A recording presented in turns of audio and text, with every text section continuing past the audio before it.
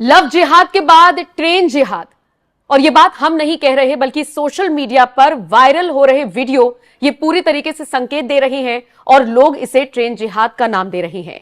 नमस्कार, स्वागत है आप सभी का। आप देख रहे हैं एनएमएफ न्यूज, आपके साथ मैं हूं नम्रता चौधरी। स्क्रीन पर आप देख रहे हैं कि एक वीडियो है जिसमें कुछ छोटे छोटे बच्चे जिन्होंने सिर पर टोपी भी लगाई हुई है, एक साइड में आप बैठे हुए इन बच्चों को देखेंगे जो निश्चित तौर पर नजर आ रहा है कि मुस्लिम समुदाय से बिलोंग करते हैं, वो रेलवे ट्रैक के साथ छेड़छाड़ कर रहे हैं। ये वीडियो एग्जैक्टली कहां का है किसी को नहीं पता। कोई यूपी के होने का दावा कर रहा है, कोई बिहार के होने का दावा कर रहा है, लेकिन सोशल मीडिया के इस दौर में एग्जैक्टली ये वीडियो कहां से आया है नहीं पता, लेकिन इंसानियत शर्मसार हो रही है ये तय है। पंकज प्रसून मेरे साथ जुड़े हुए हैं, मेरे वरिष्ठ सहयोगी। पंकज जी, लगातार ट्रेन हादसे हो रहे हैं और जब जब ये खबरें आती हैं तो विपक्ष एक ट्रेंड चलाता है जिसमें कभी देश के प्रधानमंत्री के लिए पनौती जैसे शब्द का इस्तेमाल होता है तो कभी अश्विनी वैष्णव से इस्तीफे की मांग होती है। लेकिन ये क्या है? ये जो वीडियो वायरल हो रहा है ये किस चीज का सबूत है? और इसी के साथ मैं एक और आपको बात बताती हूं। एक वीडियो और सोशल मीडिया पर वायरल हुआ था जिसमें एक शख्स रेलवे ट्रैक के पास खड़े होकर ट्रेन की जो विंडो खुली हुई हुआ करती थी उन पर पत्थरबाजी कर रहा था। हालांकि वो गिरफ्तार कर लिया गया है। ये सब क्या चल रहा है? नहीं जानती है नम्रता, शुरू में जब ट्रेन जिहाद या रेल जिहाद कहते थे ना तो मुझे भरोसा नहीं होता था। मुझे लगता था कि ये किसी राइट विंगर का, अतिवादी का कोई दिया हुआ टर्म होगा। फिर मैं खबरें पढ़ रहा था अलग अलग अखबारों के और मैंने कुछ आंकड़े निकाले। ये सिर्फ अगस्त 2024 के आंकड़े हैं और दर्शक ध्यान से सुने इन आंकड़ों को। अगस्त 26 राजस्थान के पाली में रेलवे ट्रैक पर सीमेंट ब्लॉक रखा गया था और वंदे भारत एक्सप्रेस वहां से गुजरनी थी, बाल बाल बच गई थी। अगस्त 23 यूपी के फर्रुखाबाद में रेलवे ट्रैक पर आयरन रॉड रखा गया है। अगस्त 17 कानपुर के पास साबरमती एक्सप्रेस के रेल ट्रैक पर बड़े बड़े पत्थर रखे गए और यह बात खुद रेलवे मंत्री अश्विनी वैष्णव ने घटना के बाद संसद में बताई। अगस्त 20 नयनपुर जबलपुर एक्सप्रेस डिरेल हो गई। ये पटरी पर रखे 3 मोटे मोटे लोहे के रॉड से टकरा गई। मध्य प्रदेश के कच्चापुरा स्टेशन के पास की घटना है। यह सिर्फ अगस्त की मैं बात कर रहा हूं। अगस्त 22 में अलीगढ़ के पास अफसान नामक एक शख्स को गिरफ्तार किया गया। अफसान रेलवे ट्रैक पर एलॉय व्हील बिछा रहा था। यह सब इसी तरह, अगर मैं एक आंकड़े जो कि अश्विनी वैष्णव ने संसद भवन के पटल पे खड़े होकर दिया है, वो आंकड़ों के जरिए बता रहे थे कि 2017 से 2022 तक रेलवे ट्रैक को डिरेल करने के 334 मामले दर्ज किए गए। 334, ये सरकारी आंकड़े हैं, मैं अपनी तरफ से नहीं कह रहा। ये रेल मंत्री संसद भवन के पटल पे कह रहे हैं कि रेलवे ट्रैक के साथ छेड़छाड़ हुई, ट्रेन को डिरेल करने की कोशिश की गई।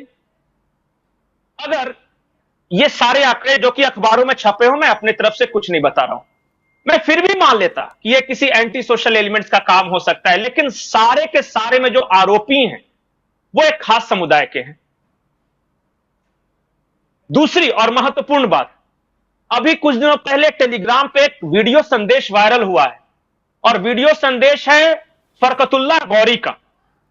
फरकतुल्लाह गौरी को बहुत सारे लोग नहीं जानते, लेकिन बेंगलोर में रामेश्वरम कैफे में एक ब्लास्ट हुआ था, उसका मुख्य आरोपी है ये, और इसका बेटा, ये दोनों अभी पाकिस्तान में जाकर छुपे हुए हैं।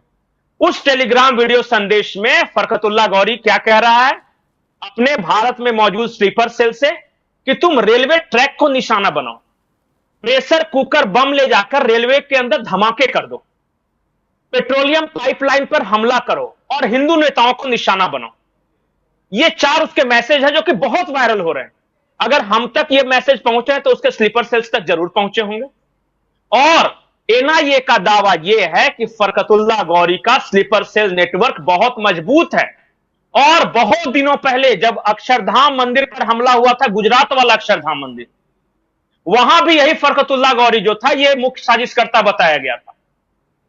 तो गुजरात में इसने हमले को अंजाम दे दिया है, उसने रामेश्वरम कैफे ब्लास्ट में अंजाम दे दिया है। कहा जाता है, एनआईए का दावा है कि साउथ इंडिया में खास करके इसके स्लीपर सेल नेटवर्क बहुत मजबूत है।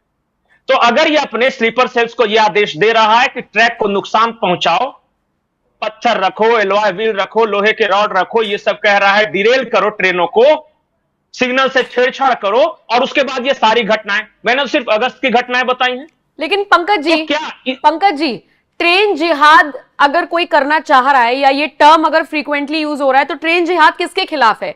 अब कम से कम इस हरकत को देखकर तो नहीं कहा जा सकता कि सिर्फ हिंदुओं के खिलाफ है, क्योंकि ट्रेन में सिर्फ हिंदू बैठकर आ रहे होंगे, ऐसा तो नहीं है। दूसरा सवाल मेरा यह है कि माइनर्स को आगे किया गया है, छोटे छोटे बच्चे हैं जो इस तरीके की हरकत कर रहे हैं। इसके पीछे की एक बहुत बड़ी वजह फरकतुल्लाह गौरी ने अपने संदेश में ही कहा है। फरकतुल्लाह गौरी ने कहा है कि भारत की मोदी सरकार ने पाकिस्तान की इकोनॉमी को तहस नहस कर दिया है। वो कहता है कि बलूचिस्तान और पख्तूनख्वा में जो आतंकी हमले हो रहे हैं वो अफगानिस्तान के लड़ाकों को भारत की खुफिया एजेंसी रॉ तैयार कर रही है और पाकिस्तान में लड़ने के लिए भेज रहे हैं। तो हम भारत की इकोनॉमी को नुकसान पहुंचाएंगे। तो इकोनॉमी को नुकसान कैसे पहुंचेगा? पेट्रोलियम पाइपलाइन को हम डैमेज करेंगे। भारत के इकोनॉमी की लाइफलाइन है ट्रेन, रेलवे है, तो रेलवे को हम किसी न किसी तरह नुकसान पहुंचाएंगे। लोगों के मन में एक खौफ पैदा हो ताकि वो रेल से कम यात्रा करें।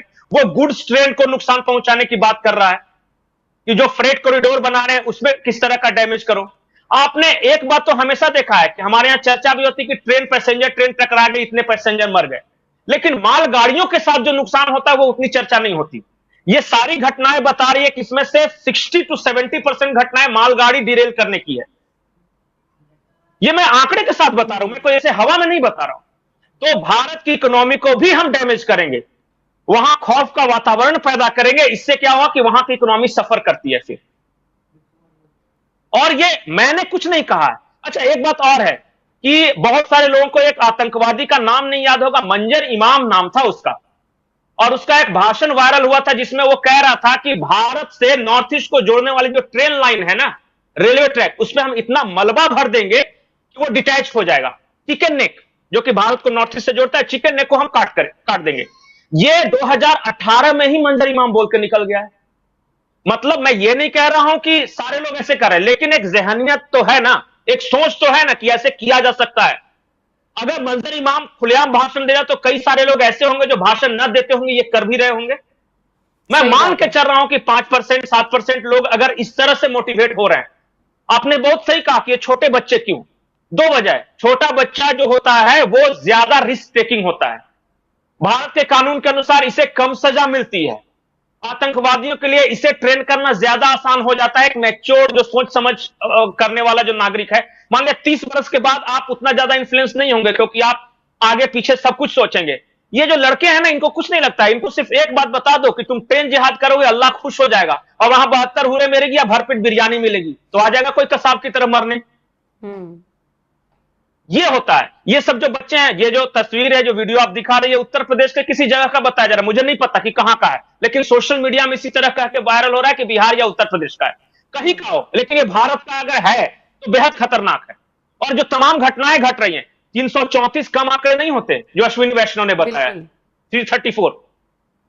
तो अगर ऐसा हो रहा है तो ये बहुत बेहद खौफनाक है। और मुझे लगता है कि जांच एजेंसियों को भी इस बारे में पता है और वो फूंक फूंक के कदम रख रहे हैं। देखिए क्या होता है।